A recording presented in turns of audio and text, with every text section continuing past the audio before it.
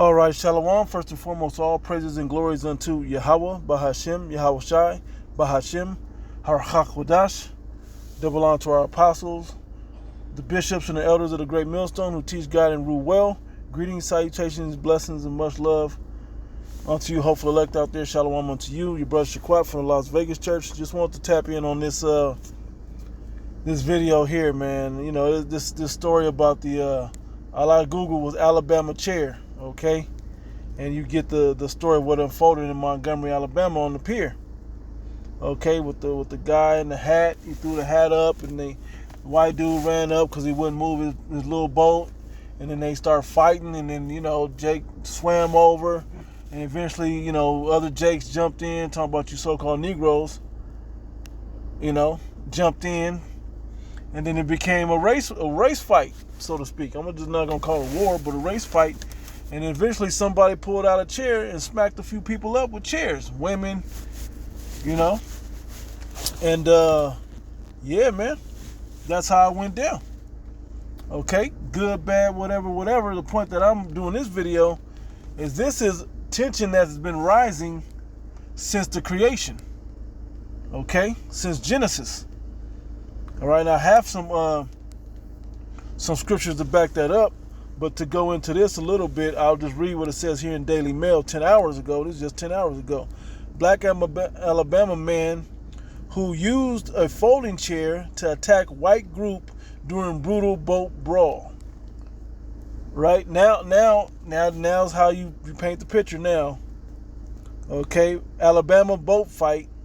Folding chair suspect becomes fifth person charged. Okay, and that's the Jake there. I don't know what tribe he's from. They put his name out here, hitting somebody over the head with a chair. Riverfront brawl, he gets arrested 3 days ago. 5 days, Montgomery police seeking man wielding folding chair in Alabama dock. Yeah, because somebody smacked the lady over the head with that chair too, man, or one of them chairs. Okay? Look, all I pulled Alabama chair. That's how much this is taking over. This is viral news. And I really didn't want to touch on it. And I was kind of waiting to see, how this would play out, and be like the law is unfair. But whatever, man. Who cares at this point? At this point, the bigger picture is to understand that this is a fight of biblical ages, okay? These are the two main characters of the Bible. Besides the Most High God, Yahweh, and His only begotten Son, the Messiah, Yahweh Shai. After that is Jacob and Esau. Okay? Because those are the two mysteries or the two variables in a math equation that you're trying to figure out. Who is Jacob? There's people in the land of Israel right now claiming that they're the sons of Jacob. Okay? And then who are the Edomites? And nobody's claiming to be the Edomites. Okay? Nobody's saying, yeah, that's us. We the Edomites. No one's doing that. But what they do in the earth is proving who the Edomites are. They're being revealed by their actions and the type of spirit they have on them. Okay? And these curses that's from Deuteronomy, the 28th chapter, is proving that you so-called Negroes, also the Latinos and the Native Americans, and the Israelite foreigners scattered amongst the heathen, that you are the children of Israel. You're the real sons of Jacob. Okay? North, Central, South America, on the islands, in the Caribbean, and scattered throughout the four corners of the earth. We're everywhere, scattered amongst most people. We don't have our own land because the curse said we wouldn't see our homeland again. Though there might be a Jake mingling, amongst the Amalekites who possessed the land over there. Now that was just a clue, but anyway, going into this is Genesis chapter 3. And this is pretty much the height of this brawl. All right, now it's not going to work. Whatever. So anyway, Genesis chapter 3, verse 15. Now, here's the key to this. When you understand who the serpent is, the serpent was a man. It wasn't a reptile, okay? The serpent was actually a man that had the spirit of a serpent, okay? And he was a dark-skinned man.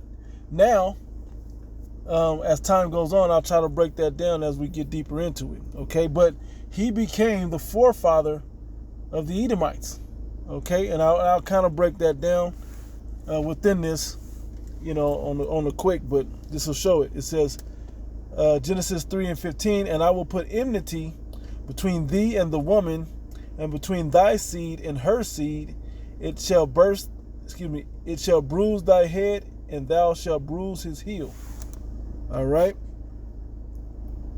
Let me go to that word enmity. It should pop up actually. Nope. So let me go to it. All right. Enmity. Okay. The state or feeling of being actively opposed or hostile to someone or something.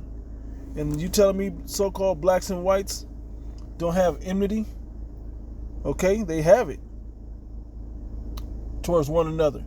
The only time that you Jakes don't have it is when you're under the Stockholm syndrome, which was beaten, the fight and the enmity was beaten out of you during slavery. Okay, but that energy and that tension is starting to rise back up. Okay, bitterness. Okay, and we know amargo, which is where the word America comes out of, means bitter in Italian. Okay, detestation, loathing, hate, hatred, malice, venom. Okay, these are all the things that come with this energy between the serpent and the woman. Now the woman are you Israelites. Okay, we're like a woman unto the Most High. All right, let me go back to it. Okay, it's not talking about Eve right there. It's talking about the nation of Israel. It says, and I will put enmity between thee and the woman, and between thy seed and her seed. It shall bruise thy head, and thou shalt bruise his heel. Okay, and then the next time we saw that this popped up was in the next chapter. I'll start at verse with Cain and Abel. Now, when you understand that serpent became, the spirit of that serpent became Cain. Okay, which became the one of the progenitors of the forefathers of the Edomites also. Okay, and he still moves in the earth like Cain. All right, that's not the point of this. I'm just showing you how that enmity is there between the two people. Abel was the righteous, Cain was the wicked.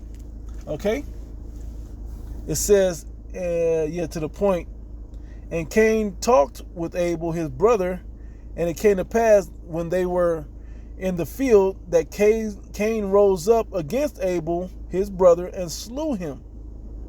Okay, that enmity is there. All right, and when you look down, he didn't give a damn. Cain didn't even care. He pretty much backtalked to the Most High when he questioned him about it. All right, these are all good to read about, but when you understand how this works, how this actually works, you see why that enmity is still there. Okay, it's like the stepchild or the foster child or whatever that moved into the to the actual kid's home with his parents, with his father. All right, and they don't love the stepchild the same way as they love their own child. Okay, though they try to be fair. All right, the Most High has been fair, giving the Edomites rulership in the earth, but they don't get the blessing like Jacob got the blessing. Okay, let's go to Genesis 20. Matter of fact, before I go there, I'll go here. Genesis 25, showing you the first Edomite being born. Okay, because Cain was marked, and I didn't show that, but Cain was marked, given a mark, and what was that mark? It was leprosy. Okay, now he was dark-skinned and then became leprous. Now, as Esau, he was born leprous, as I'm about to read. Okay, Genesis 25:21, and Isaac entreated the Lord Yahweh for his wife because she was barren, and the Lord Yahweh was entreated of him, and Rebekah his wife conceived, and the children struggled together within her. They were in there fighting. They had that enmity between one another. Okay, and she said, if it be so, why am I thus? And she went to inquire of the Lord. She had all kinds of birth pains because they was in there struggling and fighting there together. And the Lord said unto her, two nations are in thy womb, two different nations of people, the Edomites and the Israelites were to be, okay? And two manner of people shall be separated from thy bow. When you look at we just need to look that word up, manner, right there. Bear with me. Real quick in the NLT, the 23rd verse in Genesis 25, and the Lord told her, the sons in your womb will become two nations. From the very beginning, the two nations will be rivals. Okay? The Israelites versus the Edomites. All right? And it's not blacks versus whites. Okay? It's you Negro, Latinos, and Native Americans. They divide and conquered you. Okay? It's you three that make up the children of Israel versus the Edomites, which their skin color is more red if you want to point out a color, and we're different shades of brown. All right. Anyway, it says one nation shall be stronger than the other. The Israelites are stronger than the Edomites, and your older son will serve the younger. And when we look at who came out first, it was the Edomites that came out first, because that's what a blessing and a birthright normally went through according to the custom. But this was something different that was going to happen for the Most High's purpose. Okay. Now let's go into that word manner. And two manner of people. H38:16. All right, the word is la'am. You know how that go. A people, nation. Let's see. A community, nation, people. Do we have anything else? Both of Israel and Edom. Okay. Let's see what this says in the lexicon. A people, nation. Two manner of people. Basically two totally different people. And when you look at it, they had two totally different spirits on them. One is and is going to explain it. Right here it says, and when her days, this is Genesis 25:24, when her days to be delivered were fulfilled, behold, there were twins in her womb. And the first came out red, all over like an hairy garment, and they called his name Esau. I mean, wasted away is he, meaning he didn't have pigment. Because you could see the blood, that was the red that you saw in his flesh. You could see through his flesh, it was translucent. He had that mark on him, okay? And it said, and after that, which he was the elder, and after that, his brother out, and his hand took hold on Esau's heel, which is huge. Okay? And his name was called Jacob, and Isaac was 80 years old when she bare them. And the boys grew, and Esau was a cunning hunter, a man of the field. Shows what type of man he is. Okay? And Jacob was a plain man dwelling in tents. And I think that word plain is righteous. Let's see. Let's go back.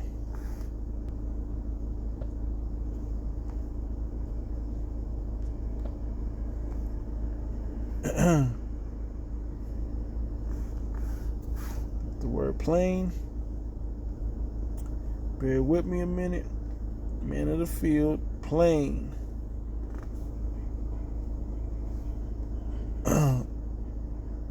Ta'am. Okay, it says perfect. Okay, complete. One who lacks nothing in physical strength, beauty, etc. Sound, wholesome, and an ordinary, quiet sort of person. Right? Complete, morally innocent, having integrity. One who is morally and ethically pure. It's the Israelites. Okay? Another upright. Okay? He said it's him of upright conversation. Let's talk about Jacob. All right, and then funny in that, it was speaking of the Edomites. In fact, let me grab it real quick. Psalm 37:14, KJV. The wicked have drawn out the sword, the killing instrument, okay, and have bent their bow to cast down the poor and needy, and to slay such as be of upright conversation. And this is going to have precedence as we read on. Okay? It's going to have precedence as we read on. That's why that spirit was just naturally there. When you're around Edomites and they get drunk and their pride gets beside themselves, hey man, they become destructive, man. They fall into their natural spirit. They don't hide no more. Okay, and they're sick and tired of the way the world is looking. Okay, they're tired of the way you Jakes are just wilding out, doing whatever the hell you want, walking around here like you own the place.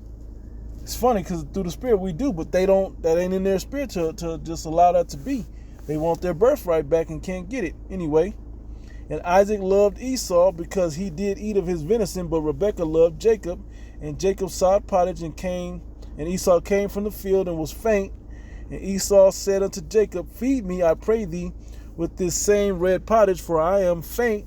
Therefore was his name called Edom, meaning red, Adawam, red. It says, and Jacob said, Sell me this day thy birthright. And Esau said, Behold, I am at the point to die, and what profit shall this birthright do to me?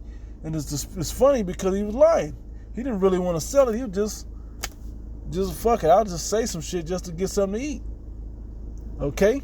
As brothers would say, he didn't have faith to wait. All right? He said, and Jacob said, Swear to me this day, and he swore unto him, and he sold his birthright unto Jacob. And that actually happened. Then Jacob gave Esau bread and pottage of lentils, and he did eat and drink, and rose up and went his way, and thus Esau despised his birthright. Now we jump over 2 chapters and we go down toward pretty much the end.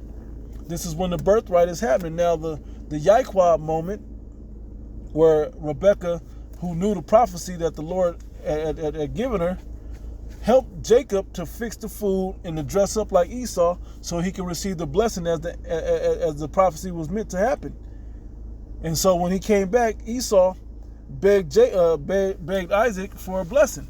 And this is what he gave him. He said, And Isaac his father answered and said unto him, Behold, thy dwelling shall be the fatness of the earth. And we're watching these Edomites rule the fatness of the earth, and of the dew of heaven from above.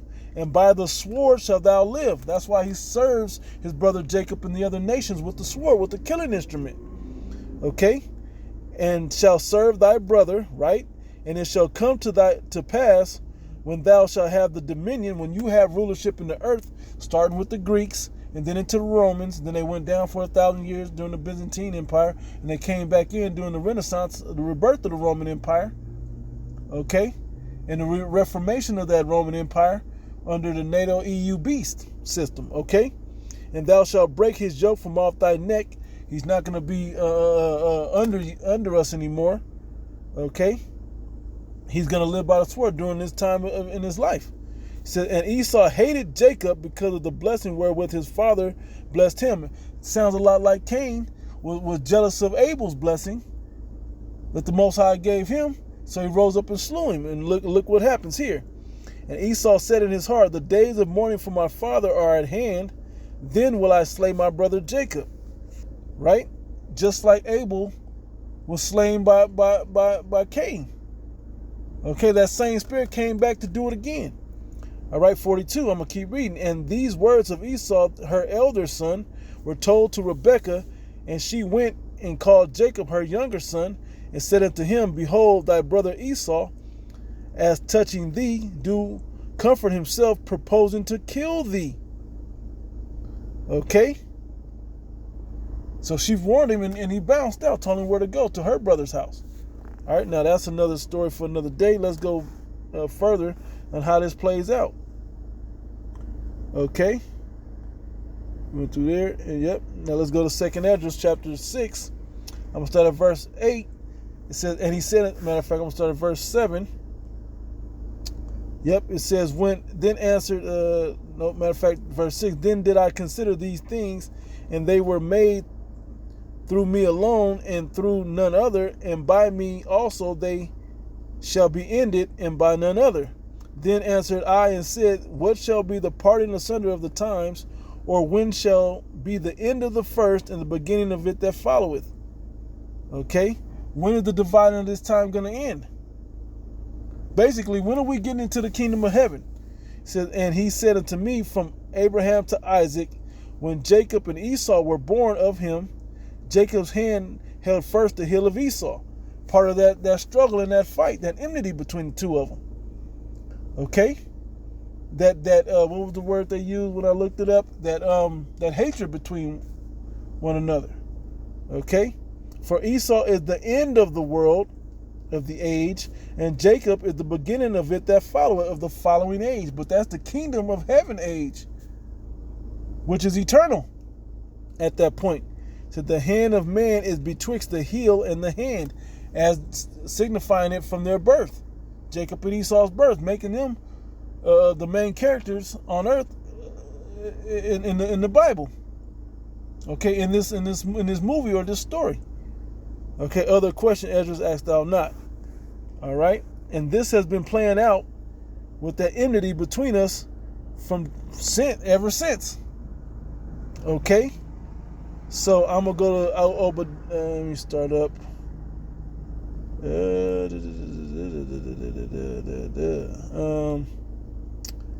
I'll go straight to verse 10. And I'll hit a couple of these. I think I close after this.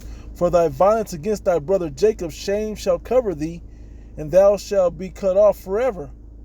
In the day that thou stoodest on the other side, because I did Jacob, stoodest on the other side, in the day that the strangers carried away captives his forces, and foreigners entered into his gates and cast lots upon Jerusalem, even thou was one of them. He didn't act like a brother and step in to help in all the different situations. Whenever Jake was taken captive, he never stood up for his brother, his little brother. He was cheering him on, trying to get the enemy, the other heathens, to destroy Jacob. Okay, destroy the Israelites. It says, but thou shouldest not have looked on the day of thy brother in the day that he became a stranger. Neither shouldest thou have rejoiced over the children of Judah in the day of their destruction. Neither shouldest thou have spoken proudly in the day of his of distress. Thou shouldest not have entered into the gate of my people in the day of their calamity. Yea, thou shouldest not have looked on their affliction in the day of their calamity, nor have laid hands on their substance in the day of their calamity. Neither shouldest thou have stood in the crossway to cut off those of his that did escape. Neither should, and this is all situations that happened throughout the history of the Bible. Okay, it says, neither shouldest thou have delivered up those of his that did remain in the day of distress. For the day of the Lord is near upon all the heathen. As thou hast done, it shall be done unto thee. Thy reward shall return upon thine own head. Okay, for as ye have drunk upon my holy mountain, so shall all the heathen drink continually. Yea, they shall drink, they shall swallow down, they shall be as though they had not been. But upon Mount Zion shall be deliverance, and there shall be holiness, and the house of Jacob shall possess their possessions. And the house of Jacob shall be a fire, and the house of Joseph, the northern kingdom, a flame, and the house of Esau for stubble. And flames get burnt, stubble gets burnt up by flame. And they shall kindle in them and devour them, and there shall not be any remaining of the house of Esau, for the Lord Yahweh hath spoken it. And they of the south shall possess the mount of Esau. Okay, so his land that was given to him is going to be given unto to Judah, to the Israelites, not another nation, because he won't need it. He'll be eradicated, as it's just said. And it goes into where that's at. Okay, now from there, let's go to, all right, this is Jeremiah 49:10. It says, but I have made Esau bare, I have uncovered his secret places, and he shall not be able to hide himself. His seed is spoiled, and his brethren, and his neighbors, and he is not. Okay, leave thy fatherless children, I will preserve them alive, and thy widows trust in me. For thus saith the Lord Yahweh, behold, those whose judgment was not to drink of the cup have assuredly drunken the cup of slavery. And art thou he that shall altogether go unpunished? And so is Esau going to go completely unpunished? Thou shalt not go unpunished, but thou shalt surely drink of it. Okay? I'm going to hit another couple real quick. This one in Ecclesiastes, the 8th chapter, I think it's around the 11th verse. It says, because sentence against an evil work is not executed speedily, therefore the heart of the sons of men is fully set in them to do evil. Though a sinner do evil 100 times and his days be prolonged, and we can use this for the for the Edomites. Okay, it goes to Jake as well, you wicked Israelites, but it goes to the Edomites as well. Though a sinner do evil 100 times and his days be prolonged, yet surely I know that it shall be well with them that fear the Most High, which fear before him. But it shall not be well with the wicked, neither shall he prolong his days, which are as a shadow, because he feareth not before Yahweh. By Hashem Yahushai. All right. From there, Revelation 18 is like around 5. It says, for her sins have reached unto heaven, and the Most High have remembered her iniquities. Reward her as she had rewarded you, and double unto her according to her works, in the cup which she hath filled to her double. So she gets a double portion of this slavery. Okay? But it's talking about this woman, or the whore of Babylon the Great, the virgin daughter of Babylon. But it's also talking about the rulership of the Edomites. And they're at the center of that. Okay? And then I'll close with this one. In Ezekiel, the 35th chapter. All right? We'll start at the top. It says, moreover, the word of the Lord came unto me, saying, Son of man, set thy face against Mount Seir, and prophesy against it. The Mount of Esau is Mount Seir. Right? It said, and say unto it, thus saith the Lord power Yahweh, behold, O Mount Seir, I am against thee, and I will stretch out my hand against thee, and I will make thee most desolate. I will lay thy cities waste, and thou shalt be desolate, and thou shalt know that I am the Lord Yahweh, because thou hast had a perpetual hatred, and hast shed the blood of the children of Israel, which was Jacob, by the fourth. Same thing Cain did, same thing the serpent delivered unto him. Okay? Same thing Esau said to Jacob years ago. This is the prophecy of what's going to happen.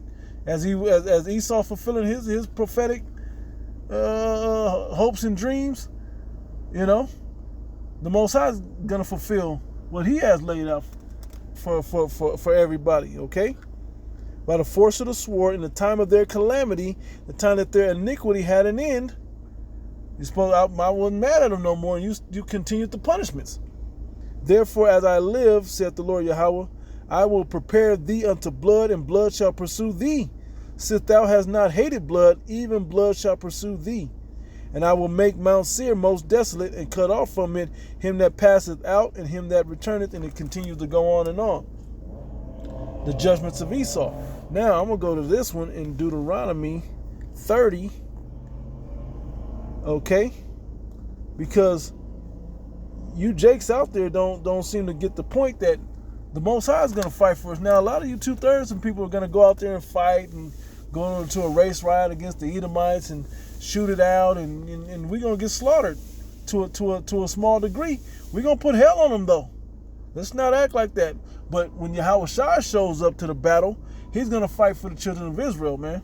And Michael and archangels and all of that are going to be fighting and protecting us, and particularly preserving the elect. Okay, the elect of Israel. All right. Verse 3, Deuteronomy 30:3.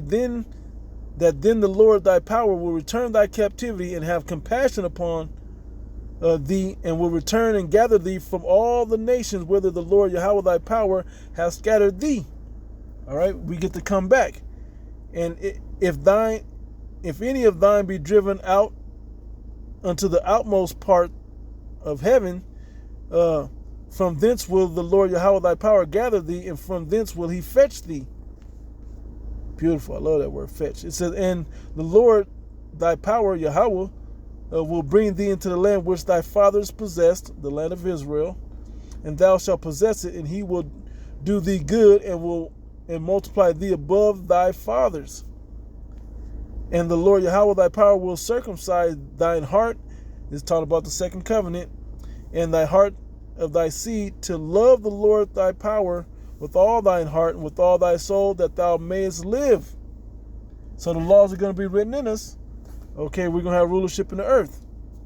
Going back to Deuteronomy, the 28th chapter, but the beginning of the chapter where the blessings were at. Okay?